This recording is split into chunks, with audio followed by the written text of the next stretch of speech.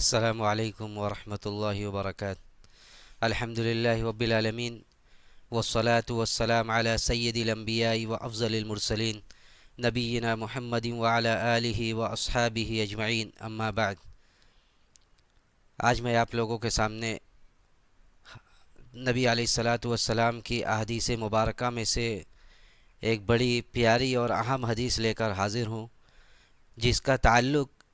اسلام کے چند بنیادی عقائد سے ہے اور جو بچوں کی تربیت میں ایک اہم رول ادا کر سکتی ہے۔ یہ حدیث اللہ کے رسول صلی اللہ علیہ وسلم نے اپنے چچا کے بیٹے حضرت عبداللہ ابن عباس رضی اللہ تعالی عنہما سے بیان فرمائی تھی۔ چنانچہ حضرت عبداللہ ابن عباس رضی اللہ تعالی عنہما جو آپ کے ساتھ تھے اس وقت سواری پر، اللہ کے رسول صلی اللہ علیہ وسلم نے ان سے فرمایا، جو کہ ایک بچے تھے، اور حدیث کا لفظ یہی ہے جو ترمذی کی صحیح حدیث ہے۔ اللہ کے رسول نے فرمایا کہ یا غلام انی اعلمک کلمات، کہ اے لڑکے میں تم کو چند باتیں سکھلا رہا ہوں۔ وہ چند باتیں کیا تھی؟ ان باتوں کا تعلق کس سے تھا؟ آئیے حدیث میں آگے دیکھیں اللہ کے رسول صلی اللہ علیہ وسلم نے حضرت عبداللہ ابن عباس سے کیا کہا۔ آپ نے فرمایا کہ یا غلام احفظ اللہ یحفظک، کہ اے غلام تم اللہ کی حفاظت کرو، اللہ تمہاری حفاظت کرے گا۔ یعنی اللہ کی حفاظت کرنے کا مطلب کیا ہے؟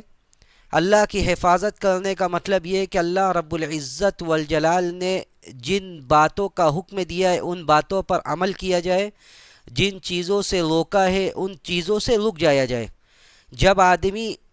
ایسا کرے گا، یعنی اللہ کے اوامر کی اور اس کے نواہی کو بجا لائے گا، تو اللہ رب العزت والجلال اس کے وجہ سے اس کی حفاظت فرمائے گا زندگی کے ہر وقت اور ہر موڑ پر۔ تو سب سے پہلی بات ایک بچے کو پیارے رسول یہ بتلا رہے ہیں کہ اللہ کی حفاظت کرو، اللہ نے جو حکم دیا ہے اس حکم کو بجا لاؤ، جن چیزوں سے منع کیا ہے ان چیزوں سے رک جاؤ تو اللہ تمہاری حفاظت کرے گا۔ اس کے بعد دوسری بات اللہ کے رسول صلی اللہ علیہ وسلم نے حضرت عبداللہ ابن عباس سے کہا کہ احفظ اللہ تجدہ تجاہک،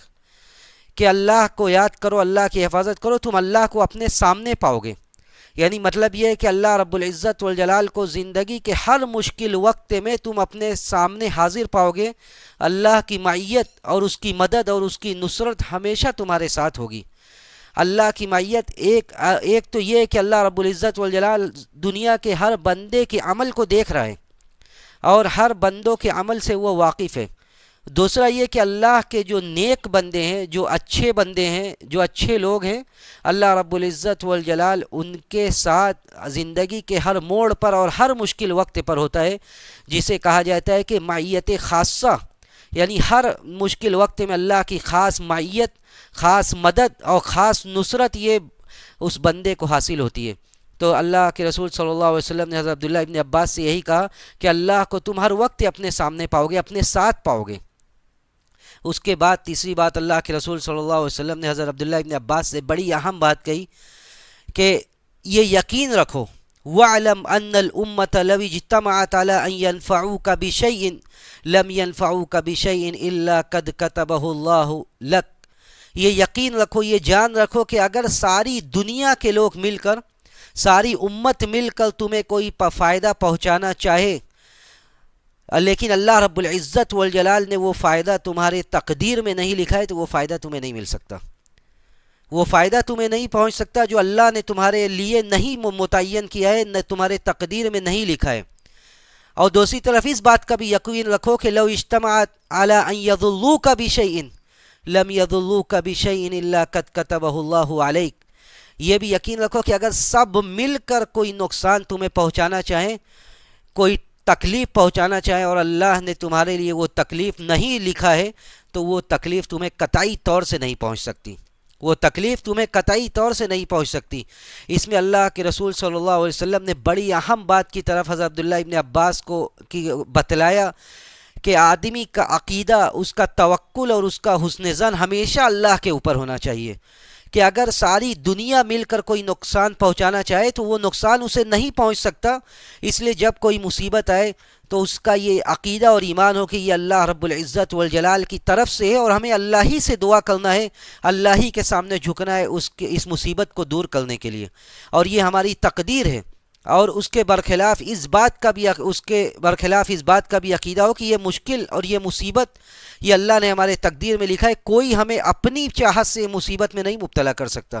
بلکہ اللہ رب العزت والجلال کے حکم سے ہی مصیبتیں آتی ہے، اور نفع بھی اللہ ہی کے حکم سے آتا ہے۔ اللہ نے جو نفع لکھ دیا ہے وہ نفع ہمیں حاصل ہو کر رہے گا۔ اور اس میں اللہ کے رسول صلی اللہ علیہ وسلم نے بڑی اہم بات کی طرف اشارہ کیا کہ اللہ نے تقدیر لکھ دی ہے، جو کہ دوسری حدیث میں اللہ کے رسول صلی اللہ علیہ وسلم نے فرمایا کہ ان اللہ کتب مقادیر الخلق قبل ان یخلق السماوات والارض ب50 الف سنہ، کہ آسمان و زمین کے پیدائش سے 50 سال قبل ہی اللہ نے لوگوں کی مخلوقوں کی تقدیر لکھ دی ہے، اور جو اللہ نے لکھ دیا ہے وہ نافذ ہو کر رہے گا، اس لیے کہ یہ لکھنے والا یہ اللہ رب العزت والجلال ہے۔ اور تو اسی لیے حضرت عبداللہ ابن عباس کو اللہ کے رسول صلی اللہ علیہ وسلم نے یہی بیان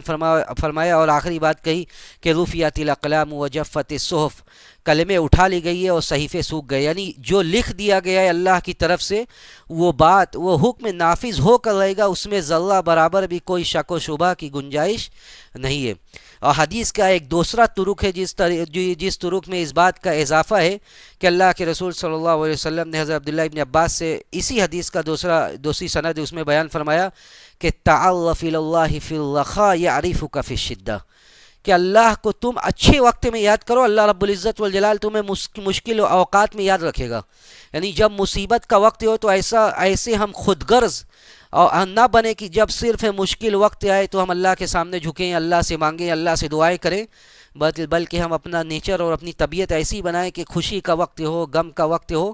ہم اللہ کے سامنے جھکیں، اللہ سے لو لگائیں، اللہ سے تعلق باقی رکھیں اور اللہ کے سامنے عبادتیں کریں، اس سے مانگیں،